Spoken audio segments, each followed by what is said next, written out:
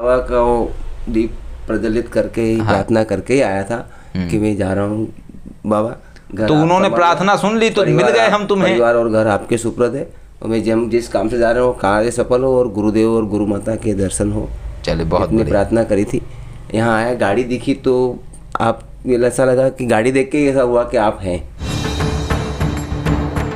यदि आप जीवन में आर्थिक व पारलौकिक समस्याओं से परेशान हैं अथवा किसी भी तरह का साधना संबंधी मार्गदर्शन, आध्यात्मिक अथवा भौतिक मार्गदर्शन प्राप्त करना चाहते हैं तो कॉल मी 4 ऐप से कॉल करें। डाउनलोड करें कॉल मी 4 ऐप और सर्च करें विश्वनाथ अघोरी, रहस्यों का सौदागर, विचारों का समंदर। आदेश, जय श्री महाकाल। दिनेश और रमेश जी, जय श्री माँ, जय श्री जय जय महाकाल, जय श्री महाकाल। चलिए बहुत बढ़िया। तो जैसा कि क्या है दिनेश कि आप आए मेरे पास तकरीबन 8 माह बाद आए हैं, 8 या 9 माह हो गए हैं।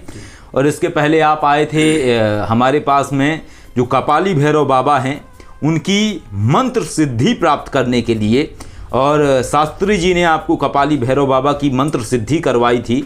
और आपको मानस में बहुत कुछ ज्ञात भी हुआ, चीज़ें भी हुई, सब चीज़ें हुई।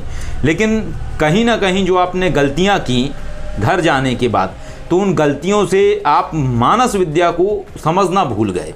और जैसा कि क्या होता है कि एक अभ्यास क्लास जो है वो पूर्ण रूपेण निःशुल्क होती है। और अब जो आप पूर्ण तरीके से भूल चुके थे उस चीज़ को, चूँकि भूलने का एक और कारण है कि डांट नहीं खाई थी तुम जल्दी सीख गए थे उस चीज़ को उस समय।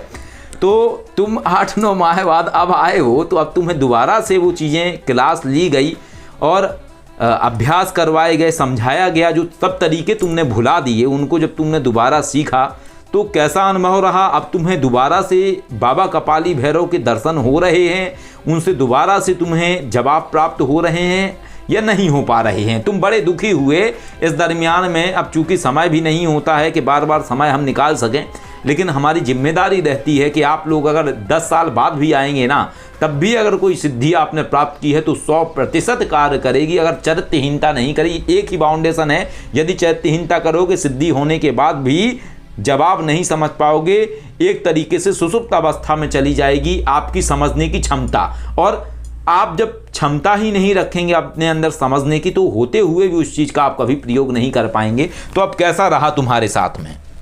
जी गुरुदेव। तेज बोलो जरा। जी गुरुदेव, जय श्री महाकाल। सानिध्य साधना के बाद, यहाँ से जाने के बाद जुड़ नहीं पा रहा था। उस चीज़ का दुख तो था ही सही, पर इतना विश्वास था कि बाबा हैं, शक्ति है जी। और ये भी विश्वास था जब आपके चरणों में फिर से आएंगे तो वापस पुनः हो जाएंगे, कनेक्टिविटी हो जाएगी। और काफ़ी आपके लाड प्यार और फटकार के बाद जुड़े हैं बाबा से। सारे सवालों के जवाब सही आए हैं, 6 के 6 क्वेश्चन ठीक हुए हैं। ये खुशी है उस बात की। तो अब तो नहीं भूलोगे दोबारा से? नहीं भूलेंगे गुरुदेव, अब नहीं। पक्की बात है? पक्की बात। और ऐसे बिना बताए तो नहीं आओगे कि बिना सूचित करे हुए चुपचाप से आ गए, पहुंच गए दरवाजे के बाहर, गुरुजी हम आ गए? बाबा का वो दीप प्रज्वलित करके ही प्रार्थना करके ही आया था कि मैं जा रहा हूँ बाबा घर। तो उन्होंने प्रार्थना सुन ली तो मिल गए हम तुम्हें। परिवार और घर आपके सुपुर्द है और मैं जिस काम से जा रहा हूँ कार्य सफल हो और गुरुदेव और गुरु माता के दर्शन हो। चले बहुत इतनी प्रार्थना करी थी। यहाँ आया, गाड़ी दिखी तो आप ऐसा लगा कि गाड़ी देख के ऐसा हुआ कि आप हैं। चले बहुत बढ़िया। गाड़ी कोई तो अब आप अच्छे से समझ गए, अब तो कोई दिक्कत नहीं है? जी गुरुदेव, समझ गए। उस चीज को गहराई से समझ पाए आप? कोई ऐसा तो नहीं है कि नहीं समझ पाए हो? अब तो नहीं भूलोगे दोबारा से? नहीं भूलेंगे, क्योंकि अब आपका पूर्ण रूपेण जो एक निःशुल्क अभ्यास था वो खत्म कर दिया है आपने, निःशुल्क अभ्यास। ठीक है, अब समय नहीं निकालेंगे हम आपके लिए अलग से, आपकी कृपा। बाकी संपर्क में तो तुम हमेशा रहोगे। कुछ भी अगर बात है, कुछ भी है तो वो कुछ भी अगर बात है तो आप फ़ोन के माध्यम से संपर्क में रहेंगे। आप पूछ सकते हैं कुछ भी अगर पूछना है। जैसे अगर कोई केस आप करते हैं या कुछ भी कार्य कर रहे हैं, कुछ भी नहीं समझ में आ पा रहा है, अगर केस से रिलेटेड, क्योंकि सिद्धि से रिलेटेड तो सब कुछ आप समझ गए, तो इससे आप पूर्ण संतुष्ट हैं? आप कोई दिक्कत तो नहीं है? संतुष्ट हैं गुरु, संतुष्ट हैं। अच्छा, पर एक सवाल था। हाँ बोलो। हम ऐसे लोगों के बीच में रह रहे हैं कि कुछ लोग ऐसी क्रियाएं जो तंत्र मंत्र वाली क्रियाएं जो दुष्ट नेगेटिव एनर्जी से काम लेते हैं। हाँ, तो ऐसा तो नहीं, उन लोगों ऐसा तो कुछ कभी मान लो हमारी एनर्जी कम हुई तो ऐसा नहीं वो लोग हमें इन सब चीज़ों से वंचित कर दे या हम उनसे नहीं, ऐसा कोई इसलिए नहीं कर सकता है क्योंकि ये मानस विद्याएं हैं। मानस विद्याएं कोई कीलित नहीं कर सकता है, लेकिन हाँ ये जरूर है कि मानस विद्याओं को आपको समझने की क्षमता जरूर कम कर सकता है, और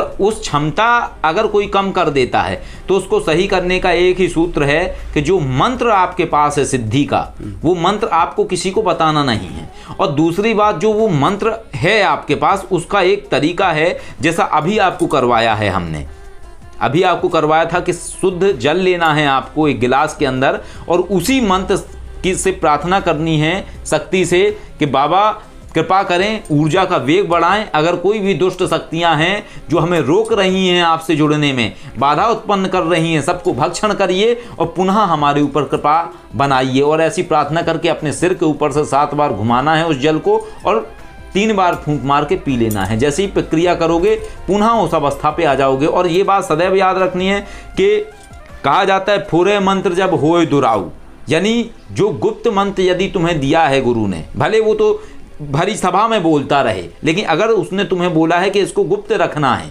मतलब किसी को बताना नहीं है इस मंत्र को, ये आपका मूल है एक तरीके से, तो वो मंत्र आपको किसी को बांटते नहीं फिरना है ना बताना है। अगर बताओगे तो भी आपके मंत्र की शक्ति क्षीण होगी।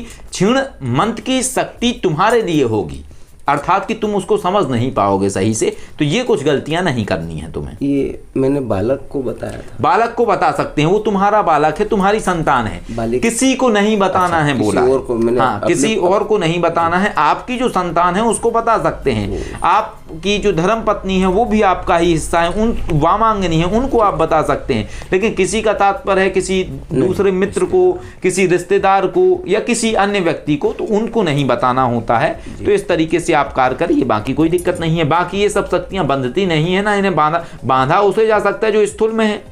रस्सी तो उसको बांधेगी ना जो दिख रहा है, जो दिख ही नहीं रहा है उसको रस्सी से कैसे बांध लोगे? समझ गए? तो कोई डाउट तो नहीं है, समझ आ गया सारा? चलो बहुत बढ़िया। अब हाँ बोलो।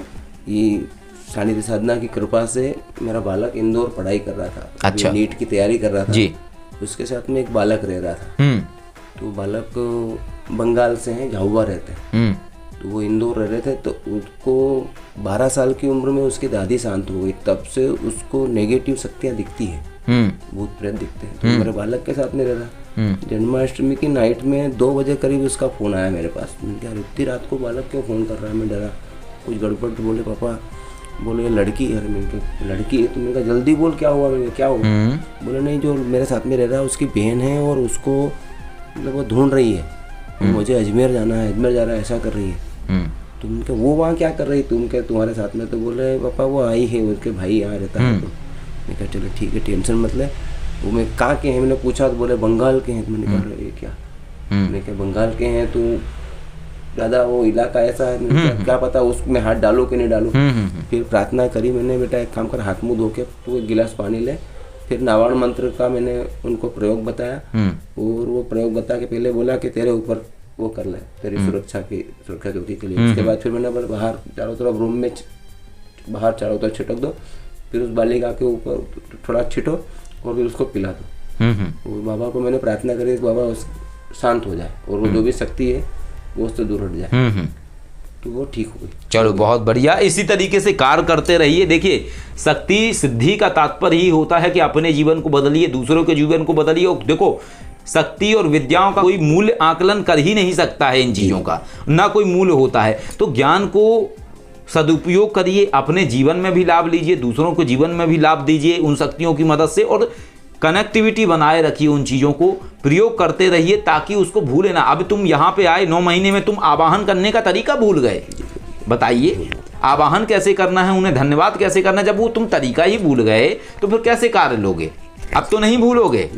चलो उसको याद रखो, बाकी सब समझ में आ गया। चलो बहुत बढ़िया, शुभाशीष। महादेव को शुभ।